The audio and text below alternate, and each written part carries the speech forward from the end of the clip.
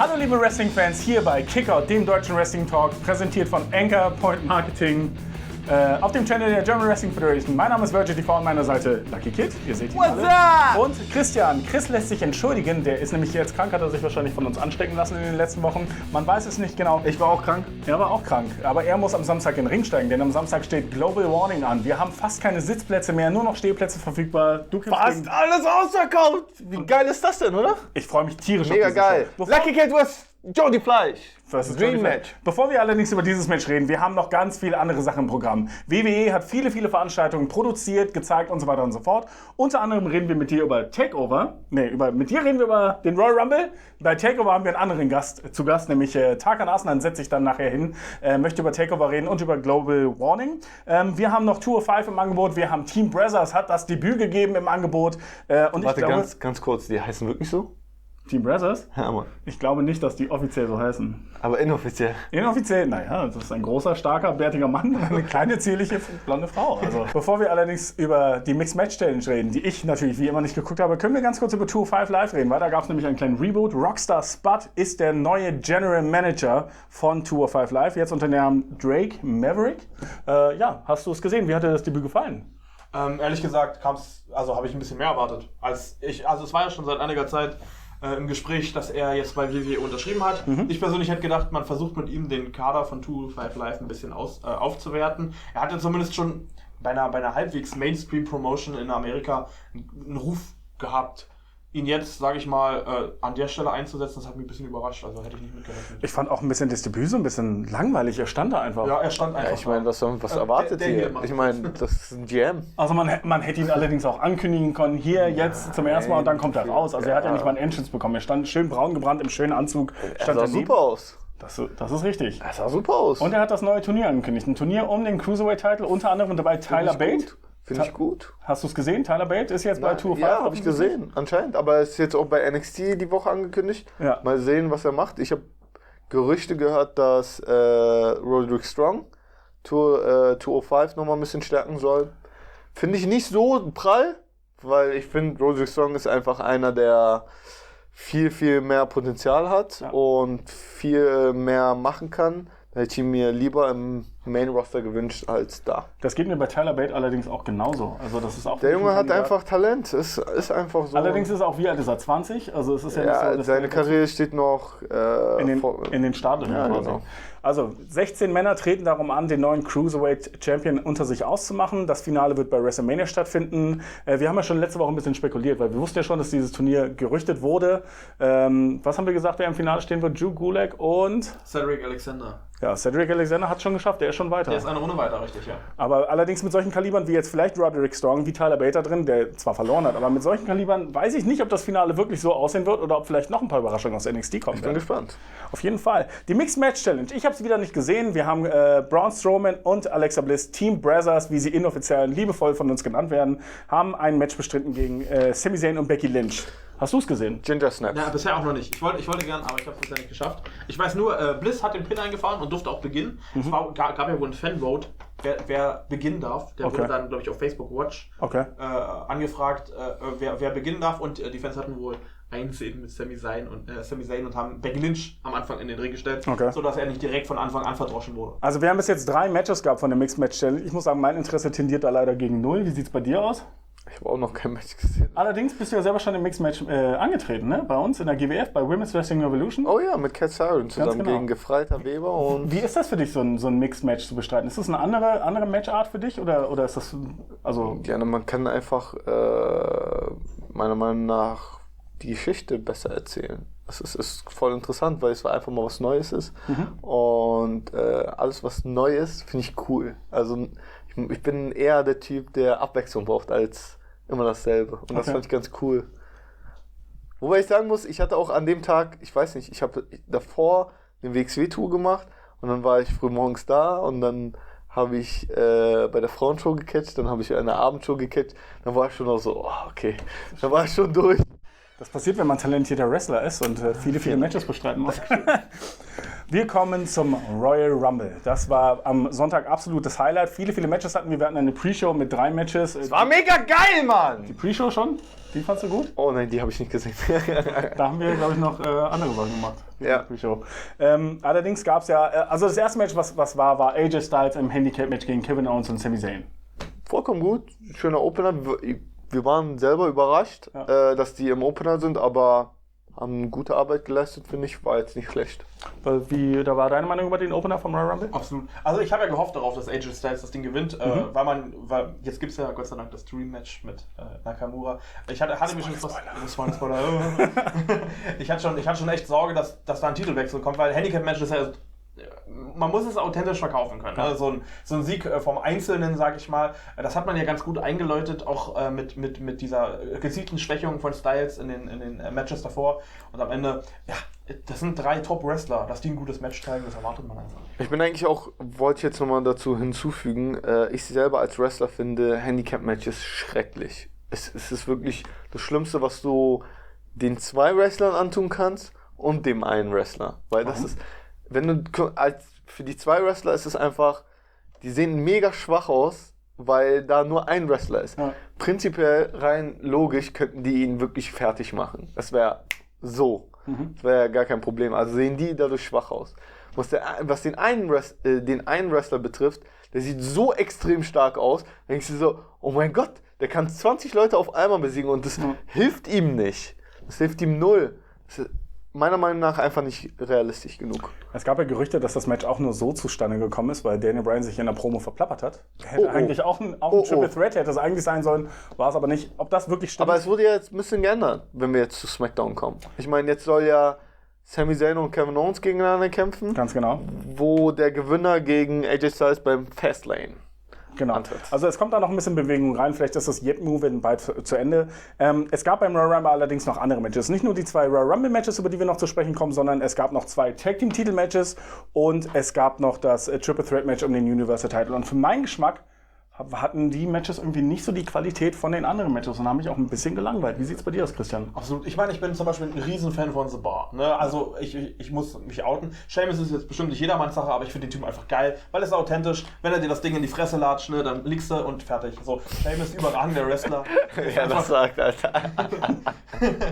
Sheamus ist einfach ein überragender Wrestler, der ist stark wie Sau, der hat vielleicht nicht den Überlook, sag ich mal, er ist halt nicht der Größte, er ist halt nicht der aufgepumpteste, er ist halt natürlich. Und der kann aus jedem überragendes Match rausholen. Wenn man zum Beispiel an sein United States Open Challenge Match gegen John Cena denkt, John Cena, der haut nicht eine Reihe Top-Matches raus, mit Cesaro kriegt das hin.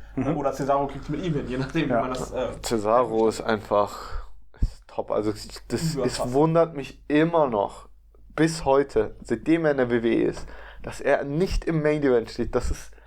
Ich krieg einen Anfall, wenn ich das sehe, ne? Weil absolut, ja. Das ist einfach, der kann auch mit wirklich jedem wenn da ein Typ ist, der nichts kann im Ring, wirklich nur laufen kann, der wird mit dem ein Top-Match machen. Das ist Cesaro. Der kann das. Ja, aber er hat anscheinend nicht das Vertrauen hinterm Rücken, obwohl er eigentlich Promos halten kann. Bisschen stammelt er rum. Ja, es liegt anscheinend an den Promos, weil, keine Ahnung, vielleicht wie er redet oder wie seine Stimmlage ist oder so, das gefällt dem. Ja gut, aber WWE auch ein Great Khali war World Champion und der kann ja also nicht mal reden. Ja, aber das ist Great Khali, Alter. Ja, der ist 3 Meter größer. Ja. Gut, kommen wir zu den beiden Royal Rumble Matches. Als erstes, mitten in der Mitte der Show, auf einmal das Match der Männer. Das war alle verwundert, dass das stattfinden würde. Hat aber gleichzeitig bedeutet, dass die Frauen tatsächlich das erste Mal mit dem Royal Rumble Match nicht nur ein Royal Rumble Match haben, sondern im Main Event stehen. Für mich war tatsächlich das Männer Royal Rumble Match ein absolutes Highlight. Das war eins der besten Royal Rumble Matches der letzten Jahre. Es war aber mega traurig, dass es halt, wie du schon sagst, in der Mitte passiert ist, weil alles, was danach kam, hat mich null interessiert, weil dieser Rumble einfach grandios war. Was hat dir am besten gefallen beim Rumble? Also ich könnte mehrere Sachen sagen. Zum Beispiel die erste Sache wäre, dass Baron Corbin reinkommt, haut jeden um und alle sind aus dem Ring. Es war einfach mal was komplett anderes. Ja. Und dann kam der nächste und dann hat sich das so ein bisschen entwickelt. Und ich fand die Story hinter Heath Slater grandios. Von jedem, der reinkam, immer jeder rein und dann kommt Sheamus rein und wird von Heath Slater umgehauen. Ja. Voll geil, obwohl er ihnen nur hilft. Also die haben da eine Story erklärt, Es war grandios. Adam Cole als Überraschung. Dann hast du den NXT-Champion als Überraschung. Rey Mysterio, wo gar keine Gerüchte waren. Wirklich null. Du konntest null lesen, dass er irgendwo war. Oder dass er überhaupt kommen sollte. Das war grandios. Der Hurricane war ganz lustig. Ansonsten fand ich extrem geil. Die letzte Szene mit die neue Generation gegen die alte Generation. Fand ich auch grandios, das Finish. Jeder hat gebankt, jeder wollte nicht, dass Roman Reigns gewinnt. Alle wollten, dass Nakamura gewinnt und das Dream Match zustande kommt. Und dann, Spoiler, kam das auch zustande und alle waren glücklich. Also der Rumble alleine war so grandios. Ich habe mich mega gefreut und ich hatte mega viel Spaß. Und es hat wirklich seit Jahren mal wieder Spaß gemacht, den Rumble zu sehen. Christian, wie hat dir der Rumble gefallen? Absolut. Also das Rumble-Match? Gleiche Meinung, ich habe schon viele kontroverse Geschichten gehört. Es war nicht alles perfekt. Das kann natürlich auch nicht sein. Einige haben sich auch... So, ganz kurz, Christian, raus. Los. Nein, jetzt ohne Spaß. Ich persönlich, ich habe auch viele Meinungen gehört. Nein, das war kein Spaß. Ich bleib trotzdem hier sitzen. So. Was mich persönlich überhaupt nicht gestört hat, wo ich aber von vielen die Meinung gehört habe, dass sie es nicht gut fanden, dass eben diese zwei Topstars, also John Cena, Roman Reigns, mit unter den letzten 4 waren. Ich persönlich fand das total geil inszeniert. Jeder wollte in dem Moment sehen, dass Roman Reigns verliert. Unbedingt. Das musste zustande kommen. Aus meiner Sicht war das eine Win-Win-Situation für Shinsuke Nakamura, weil er hat das Ding gewonnen. Ja. Und für Roman Reigns, weil man ihn mal was verlieren lassen hat. Und genau so bringt man jemanden over, indem man ihm auch mal entscheidende Niederlagen zufügt. Vor allen Dingen aber auch nicht, The Miz hat nicht eingegriffen oder sowas und hat ihn abgelenkt. Und deswegen hat Shinsuke ihn verloren, sondern es war ein cleaner Sieg. Richtig, ja. von Shinsuke Nakamura. Absolut. Ich finde, der Royal Rumble hat sehr, sehr dazu gedient, Geschichten auch weiterzutreiben. Die Geschichte zwischen Bray Wyatt und Matt Hardy nach dem verkorksten Raw 25 wurde ein bisschen weitergetrieben. Plötzlich haben beide Seiten an Seite gekämpft. Das war eine coole Sache. Die Sache mit Heath Slater fand ich grandios lustig. Absolut. Elias hat gesungen und wurde in das ganze Match overgebracht, meiner Meinung nach. Finn Balor durfte von Anfang bis hinter die Top 4 stehen. Das war meiner Meinung nach seit seinem Comeback nach der Verletzung eins der Glanzstücke, die er geleistet hat. Wobei man jetzt sagen muss, dass es wieder nach der Niederlage gegen Cena so ein bisschen wieder... Ja, was jetzt? Es ist so ein Auf und Ab mit Finn Balor, ne? Also es ist traurig. Ich finde, der Zug ist abgefahren. Man hätte ihn so zum krassen Superstar machen können. Traurig war es halt natürlich, nachdem er in seinem ersten Universal-Title-Match, dass er da sofort verletzt war. Wie wäre der Weg sonst verlaufen? Genau, weil aktuell ist halt, wir machen ein bisschen was mit dem Balor Club, vielleicht macht er jetzt ein bisschen was mit dem Miz, weil Roman Reigns jetzt ein bisschen raus ist, Richtung Universal-Title gehen soll. Mystery Arch gegen Balor Club vielleicht? Super, ja. Bei WrestleMania? Ich hätte eine ganz andere Idee, was ich mir wünschen würde bei WrestleMania um den Intercontinental Title, was vor einigen Jahren, es hatte sich ja schon fast ein bisschen wie sagt man? Eingebürgert? Genau, eingebürgert. Das ist das Wort. Etabliert. Ja. Ein Leather-Match, Multi-Man-Leather-Match, fand ich, es war in der Regel der Opener, es war immer ein echt geiles Match, ob jetzt als Daniel Bryan damals gewonnen hat oder als jeder The Miz als Sieger gesehen hat und Zack Ryder bumpt ihn von der Leiter. Ja. Waren großartige Matches, genau das möchte ich sehen. So kannst du einige Mitkader unterbringen und in so einem Leather-Match kann einfach jeder geile Spots zeigen. Da verliert niemand. Ja, Finn Balor ist in meinen Augen kein Mitkader, das ist das Problem. Ja. Na, momentan? Ist er es, ja, so wird es halt dargestellt, ja. Nicht in der Midcard, sondern im Main Event der Show standen zum allerersten Mal die Frauen. 30 Frauen haben sich in ungefähr einer Stunde geprügelt. Wir haben angefangen mit Sasha Banks und Becky Lynch, der allererste Women's Royal Rumble. Ein Experiment, was gelungen ist. Was meint ihr? Lucky. Also als Wrestler siehst du das ja immer kritisch, ne? Also noch kritischer als manche andere Fans. Ich würde tendenziell sagen, es war soweit gelungen. Das, was die machen wollten, wurde erreicht. Ich fand es trotzdem, also man hat trotzdem zum Schluss so ein bisschen gesagt, okay, vielleicht gewinnt Asuka, aber vielleicht auch nicht. Das fand ich ganz gut. Aber dass man dann, ich fand ganz cool, dass die alten Mädels wieder zurückgeholt haben und dass die ein bisschen was gezeigt haben. Meiner Meinung nach Trish Stratus, die kann sofort wieder catchen, also das, was sie da abgeliefert hat, war super und grandios und ihre Energie immer noch on top, so, ne? Alles andere war halt so... semi-gut, würde ich sagen. Man hat bei manchen schon gesehen, die hatten damals nichts im Ring zu suchen. Und heute leider auch nicht. Also so da war Kelly noch zum Beispiel. Kelly, Tori Wilson. Auch Lita fand ich erschreckend. Lita leider. Ich dachte, sie tötet sich beim Moonsault. Ja. Allerdings, das muss man aber auch sagen, die Mädels waren bestimmt auch nervös. Also ich meine, die hatten auch mega Last auf ihren Schultern, weil es der erste 30 Woman Royal Rumble. Ja. Und im Großen und Ganzen war es gelungen, würde ich sagen. Aber als Wrestler ist das immer so, da sieht man ein bisschen so skeptisch alles an. Ja. Christian, am Ende der große Sieg von Asuka über Nikki Bella, über die Bella Twins beide am Ende sogar. Und dann kam der große Auftritt von Ronda Rousey. Wie hast du das Ganze erlebt? Ja, also ich sage mal, in dem Moment, als sie tatsächlich reinkam, ich meine, man hat ja im Vorfeld immer schon gemutmaßt. Ist sie vielleicht Teil des Rumbles?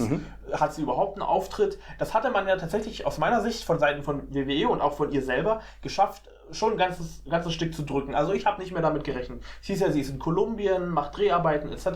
Hatte ich jetzt überhaupt nicht mehr erwartet. In dem Moment hat sich für mich dann auch erklärt, warum muss denn jetzt das Frauen-Rumble im Main-Event sein? Ja. Weil so einen Spot bringst du halt am Ende. Ja. Das hat aber wobei ich sagen muss, der Pop war nicht so groß, wie ich eigentlich hätte erwartet. Ja. Nicht wirklich größer, als der den beispielsweise Rey Mysterio bekommen hat, als er plötzlich im Royal Rumble aufgetaucht ist. Ne? Ja. Also generell, sie war halt auch nicht wirklich charismatisch, als sie da reinmarschiert ist.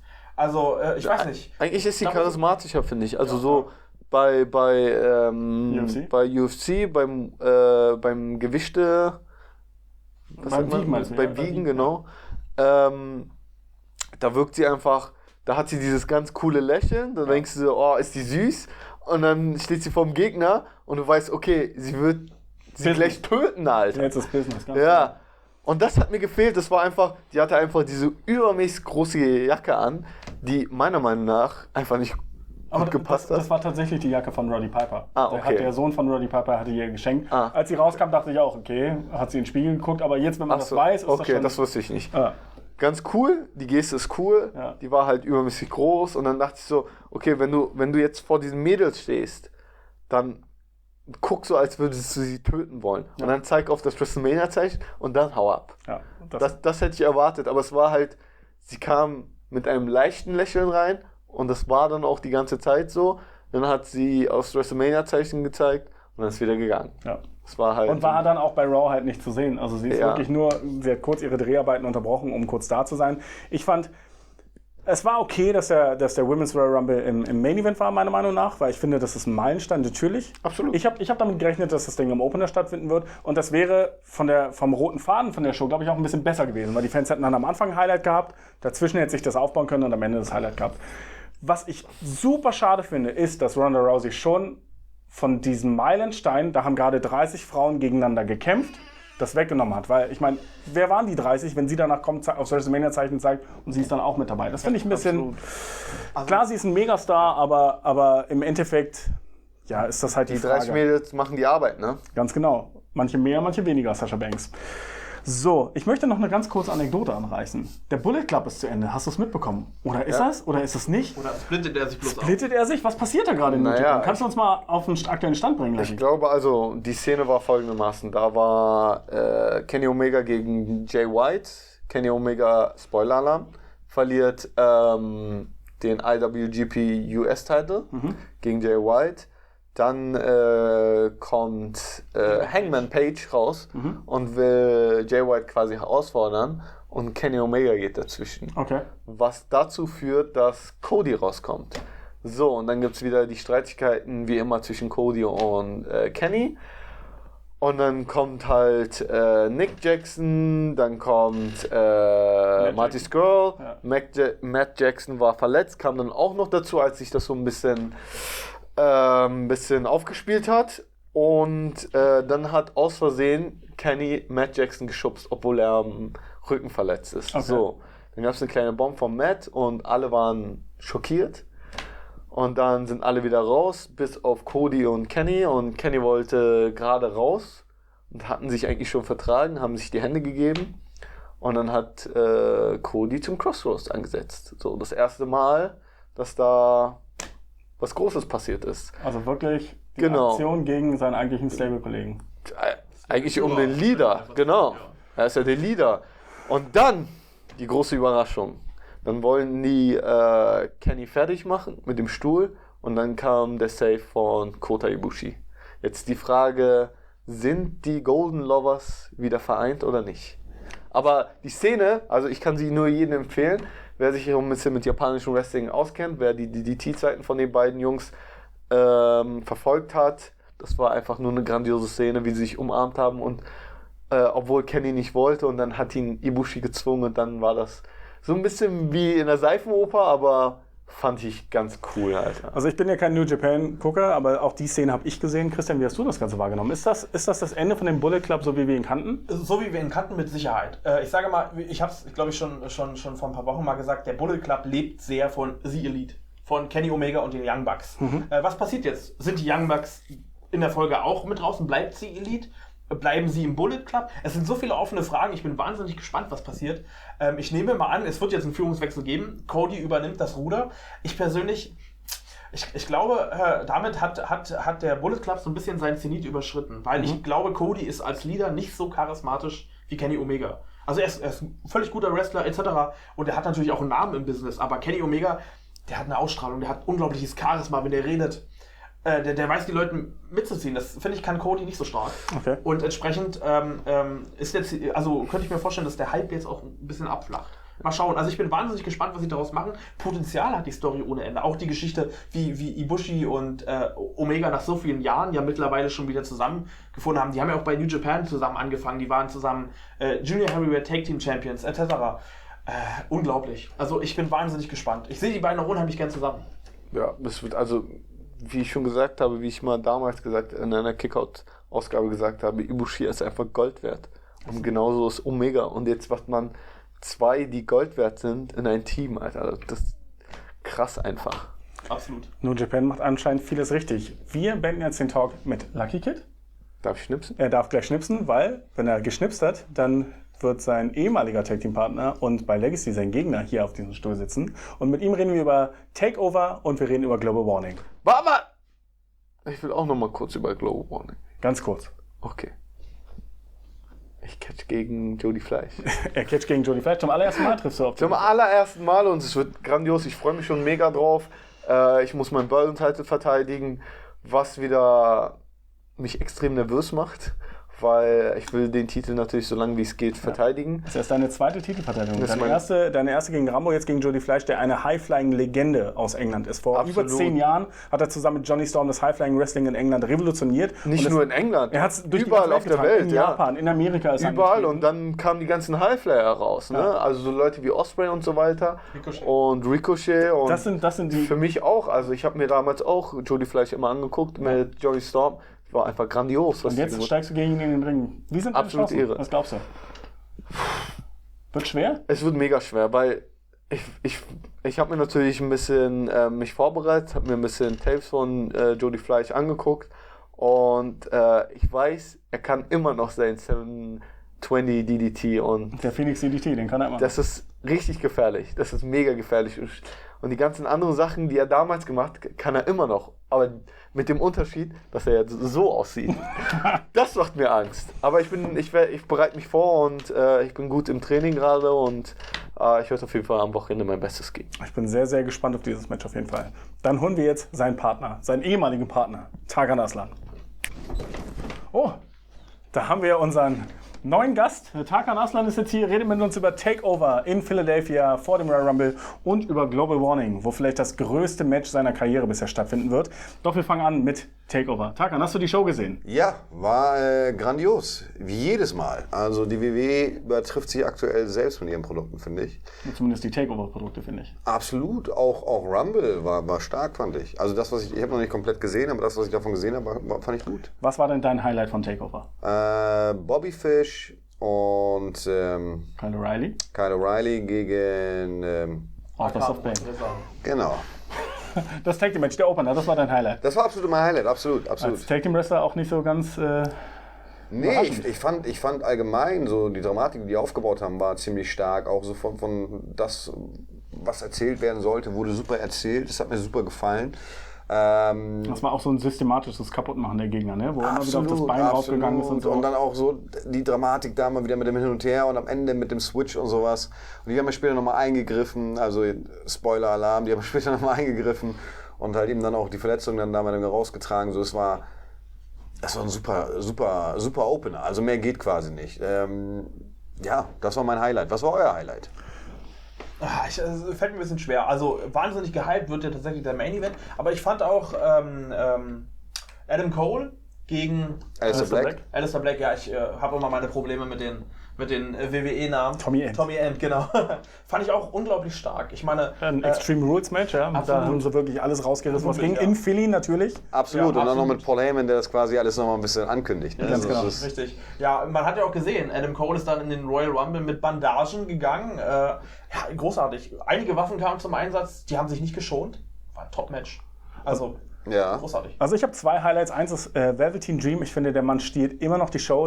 Alleine dieser, wie er in den Ring gekommen ist, sich diesen Mundschutz hat überreichen lassen und dann angekündigt hat, ich knocke Cassius Ohno in 30 Sekunden aus. Und das hat er ja fast gemacht. Also wenn es ein Boxing-Match gewesen wäre, dann hätte das Match ja auch schon vorbei sein können. Das war ziemlich geil. Das Publikum ist natürlich dementsprechend abgegangen. Großartig. Philly muss man dazu sagen, Philly ist auch außerhalb Wrestlings ziemlich bekannt.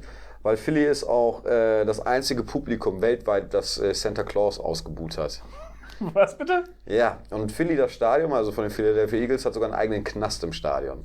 Also das Publikum ist weltweit berühmt. Also Philly ist so ein bisschen eigen, auch beim Wrestling, das wissen wir auch alle. Deswegen. Das heißt, da sollte man sich dann vielleicht mal... Mein Traum ist ja immer Madison Square Garden, da würde ich gerne mal eine Wrestling-Show sehen. Vielleicht muss ich doch nach Philly. Na, Philly soll grandios sein. Also Jared hat mir das erzählt mit Santa Claus. Und da waren wohl die Eagles quasi nicht gerade so geil. Und dann in der Halbzeit kam Santa Claus quasi. Ja, und den haben sie dann gnadenlos ausgebuht und mit Snowballen, also mit Schneebällen abgeworfen. Ja, das schafft Berlin nur mit Klaus Wowereit, ehemaliger Bürgermeister. Der wurde hier auch schon bei Konzerten richtig schön ausgebuht. Mein anderes Highlight aber war dann Schneebällen beschmissen, oder? Nee, das war im Sommer. In Berlin, glaube ich, Schneebälle sind, glaube ich, ein bisschen anders gemeint in dem Moment. Vielleicht Mateflaschen. Mein anderes Highlight war übrigens das Comeback von Tommaso Ciampa. Also nach einem 30-minütigen Match, Johnny Gargano war so knapp davor, Andrade Almas zu besiegen. Dann kam Ciampa und hat den Traum danach nochmal zerstört. Absolut. Und hat... Da können wir uns auf jeden Fall auf was Großes einlassen. So. Also es war auch super aufgebaut. Ne? Es gefiel halt ihm auch von der Dramatik her und sowas. Und er macht deinem Bart sehr Konkurrenz inzwischen, ne? Nicht mal ansatzweise. Okay. Diese Mähne ist unerreichbar, mein Freund. Das sagt der Löwenkönig. Nee, aber Takeover hat alles gehalten, was es versprochen hatte.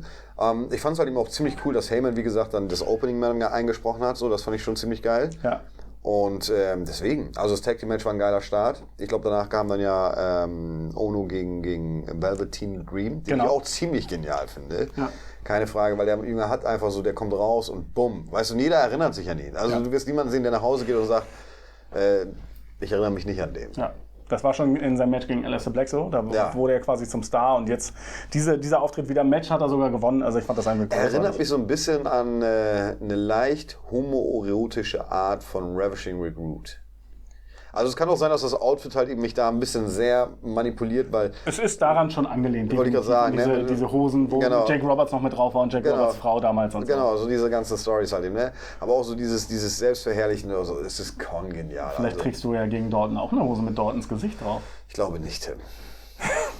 Dann kommen wir jetzt zu Global Warning. Das Ring of Honor World Title Match. Zum ersten Mal seit 14 Jahren auf deutschem Boden. Der letzte Mann aus Deutschland, der um diesen Titel angetreten hat, war GWF-Präsident Ahmed Cher. Und jetzt bist du der Nächste.